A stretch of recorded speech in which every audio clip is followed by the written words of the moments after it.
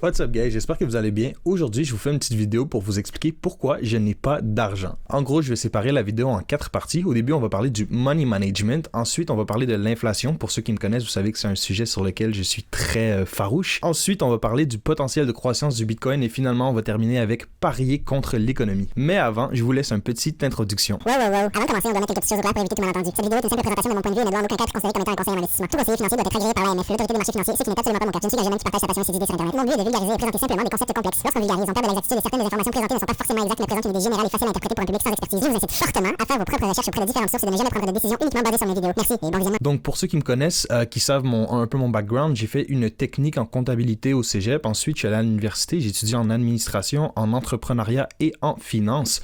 Donc je sais relativement de quoi je parle quand je parle de money management. Là, je vais vous en faire un court segment. J'ai une vidéo complète prévue sur le money management. Pour le moment, je vais juste vous expliquer rapidement pourquoi je n'ai pas d'argent.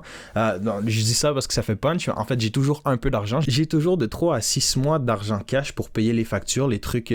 C'est juste pour ma tranquillité d'esprit personnel. Donc, j'ai toujours un petit peu d'argent prêt à payer le loyer, la nourriture en cas de temps difficile, comme en ce moment un peu. Ça me permet juste d'avoir mon esprit tranquille puis pas me dire « Ah, mais comment je vais payer ça? Comment je vais payer ça? » C'est déjà là pour les 3 à 6 prochains mois. Ce que je veux dire quand j'ai pas d'argent, c'est que mon compte de banque est toujours à zéro. Pourquoi? Premièrement, je dépense toujours tout avec ma carte de crédit. Peu importe ce que j'achète, que ce soit l'épicerie, le gaz, whatever, des dépenses, je dépense toujours avec ma carte de crédit. Pourquoi? Premièrement, ça me fait un historique de crédit. Je rembourse toujours avant la fin du mois. Donc, mon solde final est toujours à zéro. Donc, je ne paye pas d'intérêt. Ça bâtit mon crédit. Puis, j'ai 1% de cashback sur tout ce que je dépense. Donc, c'est comme si tu avais 1% de rabais sur absolument tout ce que tu achetais.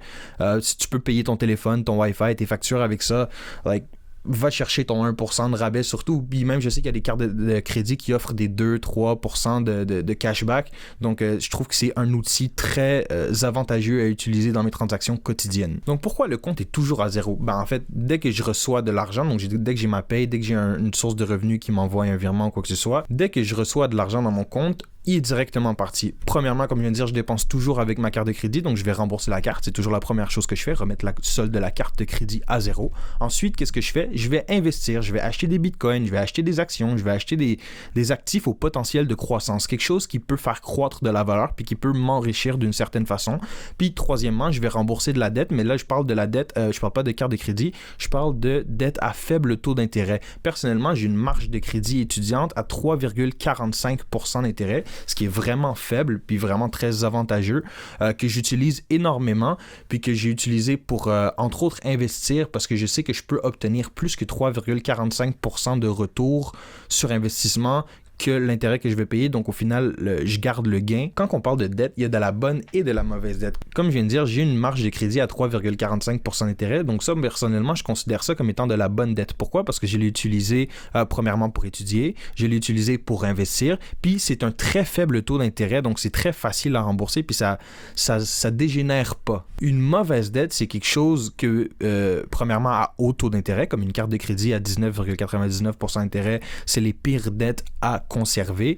Puis, la mauvaise dette peut aussi être qualifiée pour qu'est-ce que vous avez utilisé. Si tu as utilisé ta carte de crédit à 20% pour t'acheter une paire de souliers à $300 puis que tu laisses le $300 traîner sur ta carte pendant quelques mois, c'est complètement débile. Donc, il y a de la bonne et de la mauvaise dette. Il y a une bonne et une mauvaise façon d'utiliser du crédit. On va faire une petite relation avec le crédit puis l'inflation. L'inflation, pour ceux qui me suivent un peu sur les réseaux, vous savez un peu, j'en parle beaucoup. Pour ceux qui ne savent pas, l'inflation, c'est la dévaluation d'une devise, donc la perte de valeur d'une monnaie. Donc, le dollar canadien qui vaut moins que ce qu'il valait avant. $1 va rester $1, mais $1 avant, t'achetais plus que $1 aujourd'hui, ce que ça peut te procurer. Donc, la perte du pouvoir d'achat représente directement l'appauvrissement. En gros, le même montant peut te procurer de moins en moins de produits et services à chaque année.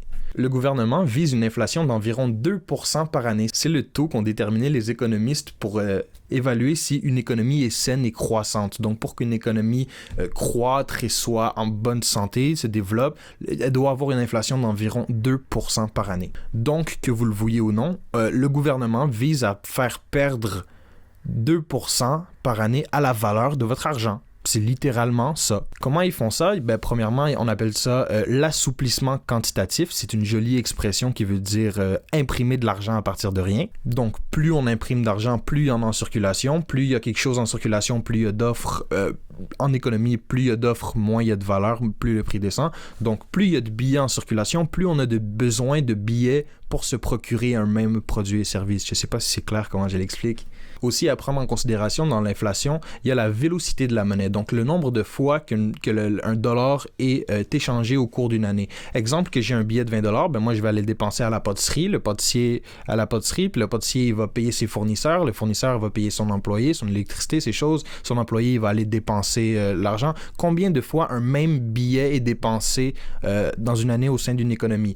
Plus le nombre de fois qu'il est dépensé est élevé, moins le gouvernement a besoin d'imprimer de l'argent parce que l'impression se fait principalement parce qu'ils ont besoin d'argent pour financer les activités de l'État. Puis à chaque fois que vous faites une transaction, ben, le gouvernement prend sa cote. Donc plus vous faites de transactions, plus vous leur donnez de l'argent, plus vous leur donnez de l'argent, moins ils en ont besoin, donc moins ils en impriment. À peu près ça. Donc, au final, qui déteste l'inflation? À qui ça fait mal? Ben, l'inflation, ça fait mal avant tout aux petits épargnants, au monde qui n'investissent pas, qui font juste mettre de l'argent de côté, qui gardent ça dans un compte épargne, qui gardent ça dans un compte chèque, qui gardent ça en cash.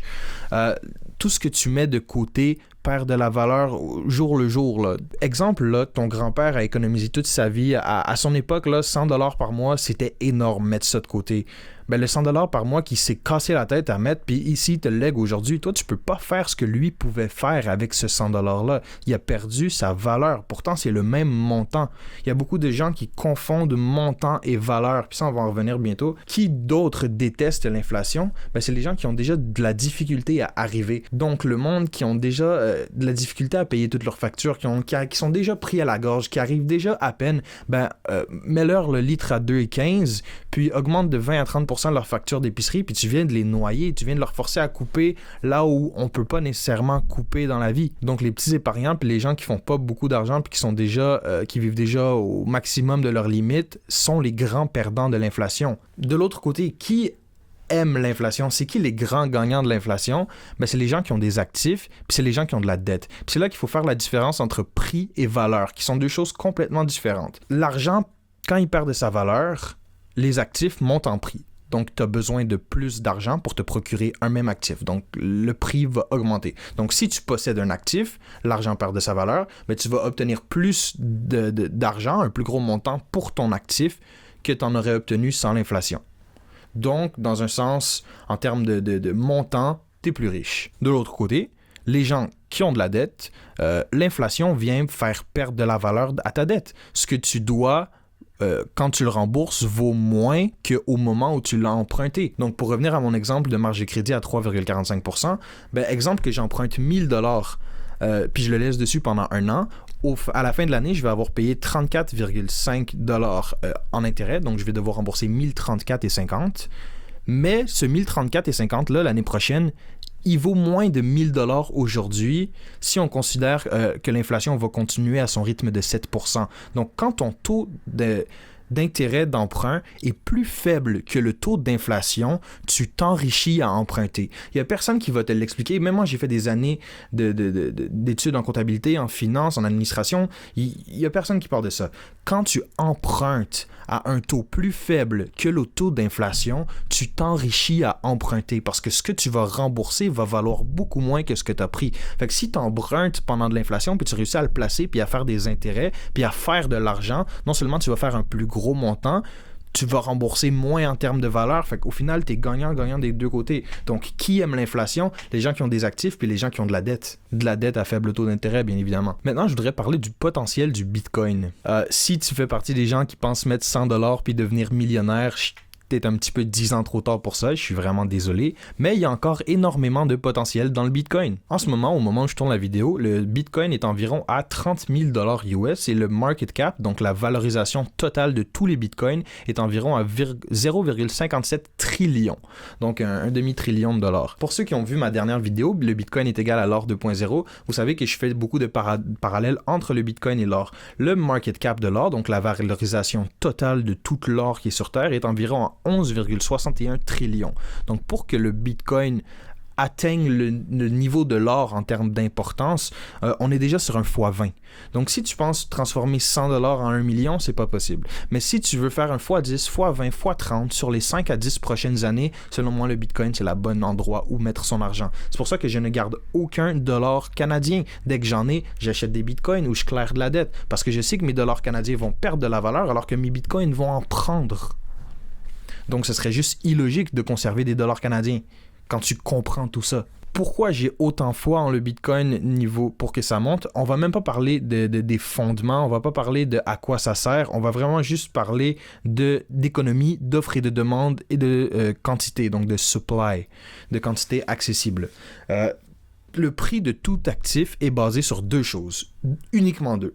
L'offre et la demande. Qui en a, puis combien qu'il vend, puis qui en veut, puis combien qu'il est prêt à payer. C'est les deux seules choses importantes. On va parler de l'offre du Bitcoin. En 2024, on attend le dernier halving, donc la dernière fois où la récompense des mineurs va être divisée par deux. Si vous ne savez pas c'est quoi le halving, je vous invite encore une fois à aller voir la vidéo précédente où j'explique pourquoi le Bitcoin est égal à l'or 2.0. En 2024, on va avoir le dernier des halving qui va faire passer le Bitcoin.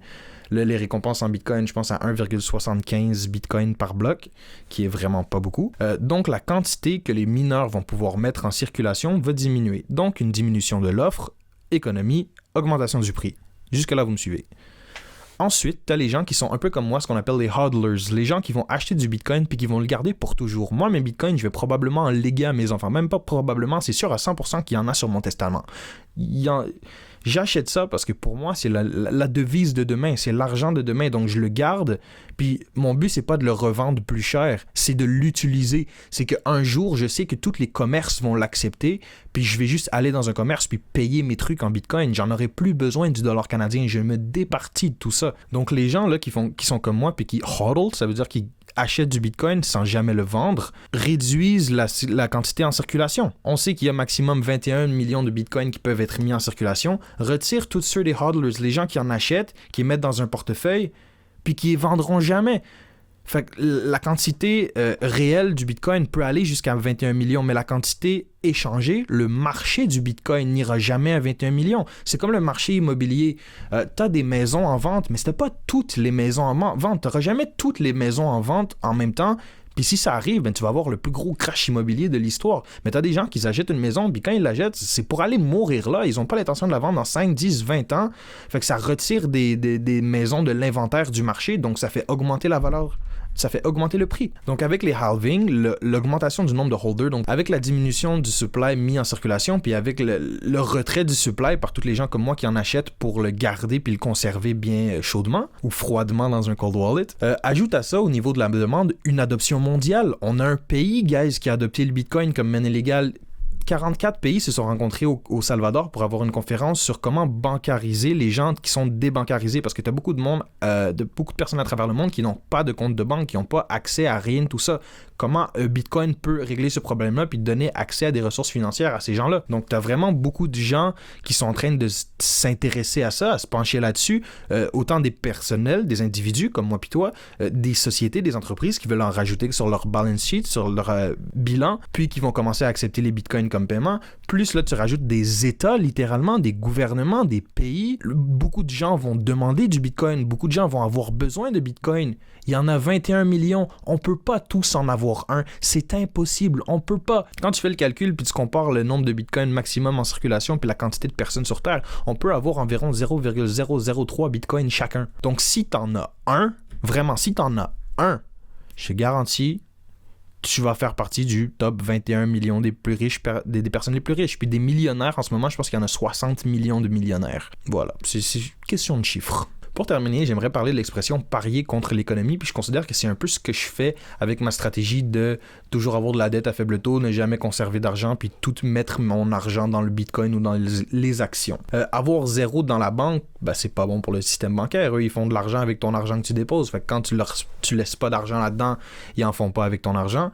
Quand tu as de la dette, OK, ils en font, mais tu as de la dette à faible taux, fait qu'ils en font pas tant que ça. Puis quand tu as un haut taux d'inflation en même temps, ben, ce qu'ils font en termes de valeur, c'est toi qui es gagnant dans le deal. Donc pourquoi est-ce que je conserverais des dollars quand je suis sûr qu'ils vont perdre? T'es certain? Il n'y a pas une chance peut-être que... Non! C'est nul! Ça perd de la valeur en permanence. Point. Il n'y a rien à ajouter à ça. Donc pour moi, quand j'emprunte à faible taux, c'est comme si je pariais contre la devise que j'emprunte. Parce que tu peux le faire sur le dollar canadien, tu peux le faire sur le dollar US, tu peux le faire sur l'euro, le livre sterling, le dinar, le pesos, ce que tu veux. Puis aussi, le dernier truc, pourquoi je parie contre l'économie, c'est ceux qui me connaissent encore là puis qui me suivent sur les réseaux le savent à quel point je suis vocal sur le sujet.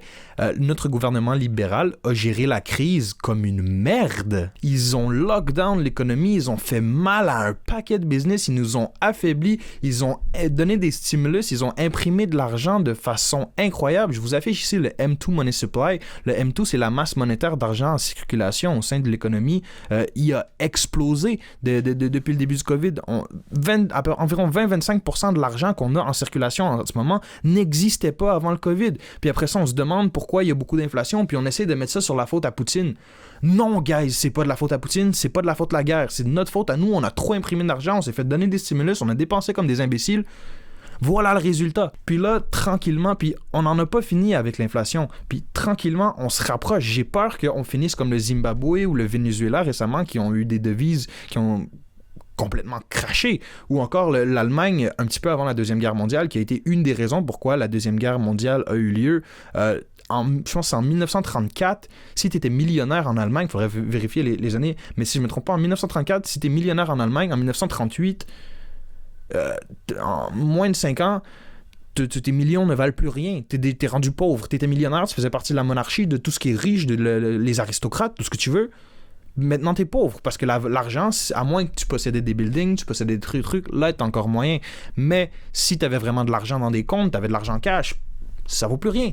Donc, en gros, j'ai vraiment pas confiance envers notre système financier. Je trouve qu'il s'est mal géré. Comme vous avez vu dans la dernière vidéo, j'ai parlé de l'étalon or. Selon moi, ça a été une des pires erreurs que l'humanité aura faites. Puis voilà, en gros, je crois juste vraiment que le Bitcoin, c'est l'argent de demain. Je crois que notre argent est voué à disparaître, ou du moins à perdre grandement de sa valeur et de son intérêt. Donc, pourquoi en conserver? Pourquoi pas aller chercher une devise ou quelque chose que je suis pas mal sûr qu'un jour...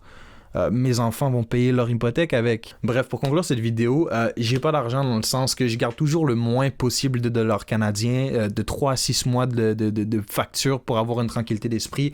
Toutes mes dépenses sont faites avec ma carte de crédit pour avoir un bon crédit et que je rembourse toujours avant la fin du mois pour avoir un bon score de crédit puis du cashback.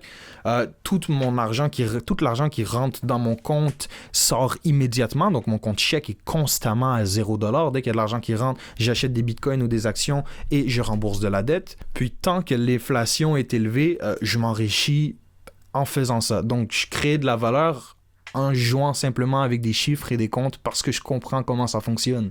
J'espère que vous avez aimé cette vidéo. Ça m'a pris assez de temps à faire.